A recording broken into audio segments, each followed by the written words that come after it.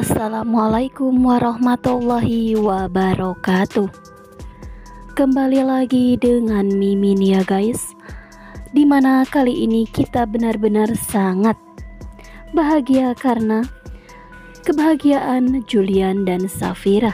Dan kita pun akan sangat lebih bahagia jikalau Rafael, Yuda, dan Mona tidak mengusik kebahagiaan mereka. Safira pun berterima kasih kepada Julian karena selama ini ia selalu melindungi Safira dan menyayangi Safira dengan tulus. Meskipun di sini Julian dan Safira mereka mencoba menjelaskan kepada Mama Gina dan juga Sisi bahwa Safira hanyalah tidak enak badan, bukan karena Safira tengah hamil. Karena di sini Julian pun dengan tegas mengatakan bahwa Safira tidak hamil. Safira pun merasa tidak enak saat Julian hendak menjelaskan kepada Mama Gina. Maka dari itu, Mama Gina pun mengajak Julian untuk berbicara empat mata saja. Dan Mama Gina pun menegur Julian. Kenapa Julian dan Safira? Pernikahan mereka sudah sah, mereka pun tinggal satu atap dan satu kamar. Kenapa sampai saat ini Safira dan Julian belum melakukan malam pertamanya? Mungkin karena di sini Mama Gina, ia sangat menginginkan sosok cucu dari Julian dan Safira. Tetapi Julian pun mencoba menjelaskan dengan baik kepada sang mama. Tetapi mendengar penjelasan Julian, sang mama pun mencoba untuk berbicara tegas bahwa Julian tidak melakukan semua itu karena ia masih ragu akan pernikahannya dengan Safira, ataukah karena Julian belum bisa move on dari Dania. Sontak Julian pun menyangkal tuduhan sang mama itu. Karena di sini Julian ingin menyelesaikan dulu permasalahan Safira dengan Rafael. Jikalau permasalahan mereka sudah selesai, maka pernikahan Safira dan Julian akan tenang tanpa adanya gangguan dari Rafael. Sedangkan Rafael yang memboyong Dania dan juga Loli tinggal di rumahnya, di sini disambut hangat oleh Tante Lestari dan juga Pak Gunawan.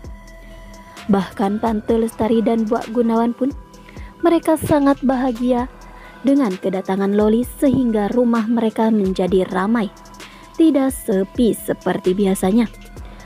Terutama di sini adapun Pak Gunawan, yang mana Pak Gunawan dia sangat senang karena Dania yang selama ini ia cari, ternyata kali ini ia tinggal bersama Dania.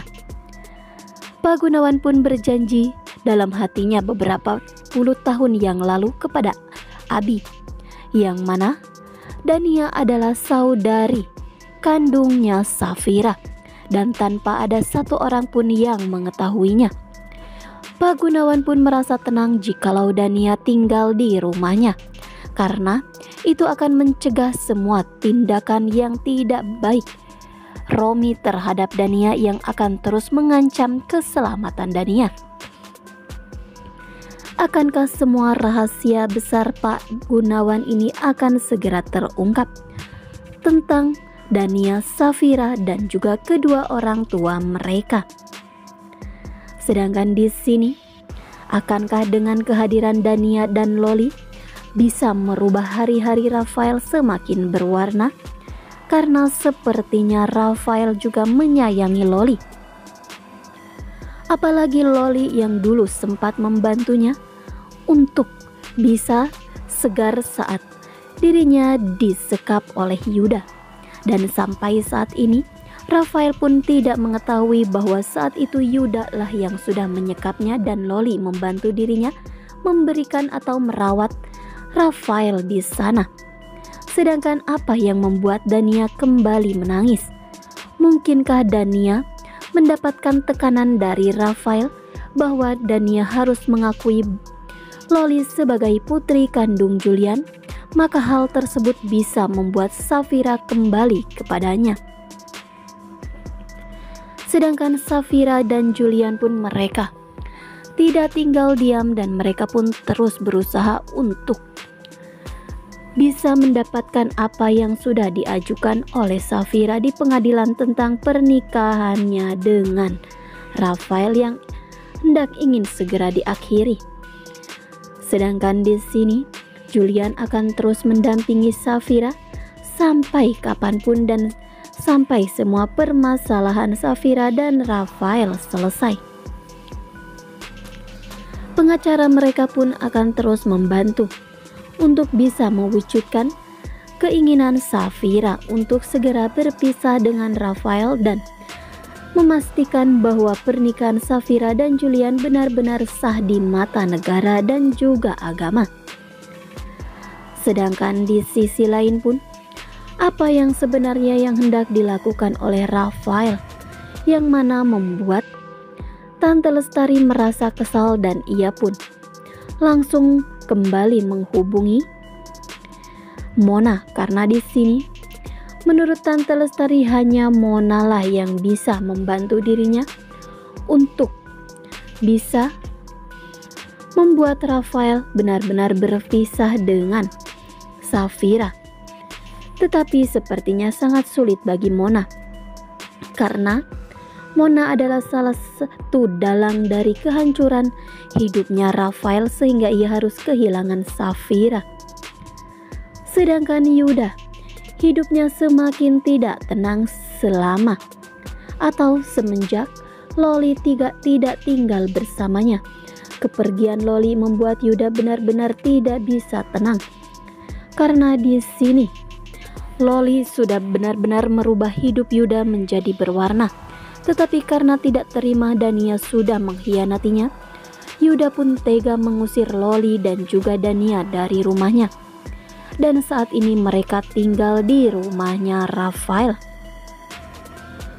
Sedangkan di sini Yuda pun tidak mengetahui bahwa Dania dan Loli saat ini berada di rumah Rafael.